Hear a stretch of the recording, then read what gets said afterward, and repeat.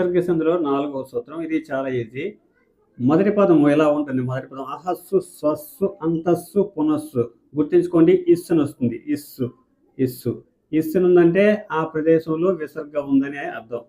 విసర్గ ఎలా ఉంటే అది విసర్గ సంధి.